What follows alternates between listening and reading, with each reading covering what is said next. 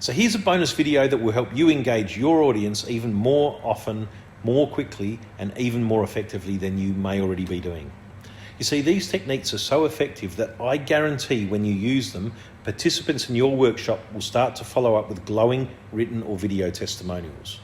And one of the most important things that you will learn is how subtle language shifts can have a dramatic effect on the success of your presentation or pitch. And you, like me, may have heard of these techniques before, and maybe they seem quite complex or mysterious or difficult to explain, but let me assure you they're quite easy to use. Easier than you think, but the difference they make is phenomenal. In fact, when you consider just one of the many covert techniques that you'll learn in the workshop, you will see just how effective it can be. And you'll also see how this technique works against so many people when they are unaware of it because they don't consider it in their pitching or their presentation. And the thing we're talking about right now is using presupposition to say the things that need to be said without actually saying them. Because the funny thing is, even though we don't think much about it, with so much of what we say, we are presupposing something else. And it doesn't matter if it's in the written form or you're saying it one-to-one out loud or even on stage out loud to a group of people, one-to-many. If you get it wrong, you're going to put people right off. But if you do it well, you're going to win people over in mass numbers. And the best way to demonstrate this is to look at a real live example. Think about the subject line of an email or maybe the title of an ebook or something like that. And let's say it's how you can make your presentation or pitch even more impactful. Now, this presupposes something really important. The thing that it presupposes is that you're already good at pitching or presentations. They're already impactful. And if we were to change that subject line just a little bit, just by deleting 2 words, the effect is phenomenal. If we just deleted the words even more and made the subject line how you can make your presentation or pitch impactful, this presupposes something completely different, and it'll put you on the back foot right off the bat. The presupposition it makes is that your pitching or your presenting is not impactful at the moment. Now, nobody wants to be put down. It puts people off. They don't want to hear that. So the impact you have will be little or none, or at best it might be slightly negative. So right now you might be thinking, well, that's all great, Scott, but how can I use this to better my pitches and presentations?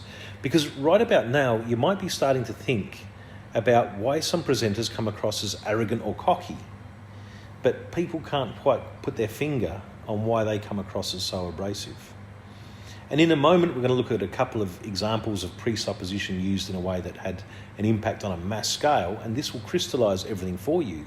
But as we discussed earlier, it's really easy, and there's some tools you can use to implement it more quickly. So we're just going to have a look at a quick 3-step process for thinking about presupposition and how it might work in your presentation. And the first step in that process is to prepare the message that you're going to present. And you don't have to write the whole presentation out, but just the key takeaways, just the important points. And after you've done that, we'll move on to step 2, which is think about what in those messages is objectionable to your audience. Where are you going to get resistance from them? And a good way of putting it is, what are the things that people kind of need to hear, but they don't necessarily want to hear? And after we've got that down pat, we can start to think about step 3, which is how we can get that message across without actually saying it. Now, let's not get into a political debate, but let's look at this example and just look at the language patterns. And I'd like you to think about how you could present to an American the message, your country is not great, or America is not great, because to an American, or most Americans, that is highly objectionable. But what if we didn't actually say your country isn't great? What if we said something like, let's make America great again? Now, I'm sure you've heard that before. Here's the thing. By saying, let's make America great again, you have supposed America is not great at this point in time. The presupposition's there. But history shows us that you wouldn't get so much objection. In fact, you would get a massive crowd of people cheering for you. Funnily enough, it's the same message, but it's actually delivered in a different way, and the result is the direct opposite. Ronald Reagan used it in the 80s and Donald Trump used it in the last election. So you see, it is quite easy to use presupposition to make your points, and the more you do it, the more natural it becomes. And we'll go a little bit more into detail of why it works so well so that you understand the mechanics behind it in the workshop. But when you do come to the workshop and you combine this with the other techniques you'll learn, your presentation, your pictures will be so much more effective, and you'll be even more influential, and the ideas you pitch will be taken up even more often. And if you're thinking right now, Scott, that's a great example of what happens in America, but the Australian market is completely different. I'd like you to think about the phrase, which was used just recently, the bill Australia can't afford.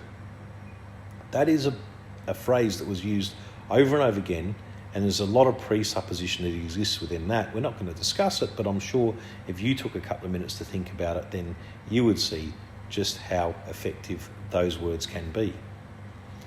So, in this presentation, I've made a couple of presumptions. I've presupposed many things. One, I've presupposed you're coming to the workshop on the 4th of July. If you haven't, get your tickets now. I've also presumed you're already influential. I've also presumed you have ideas to pitch and you're already an effective presenter. But if you can find some other presumptions or presuppositions I've made during this short video and send me an email with those, I'll send you a discount code to get another $50 off. So I'm Scott from Workforce Blueprint. I look forward to seeing you in Melbourne on the 4th of July for the pitching workshop where you will learn all these skills.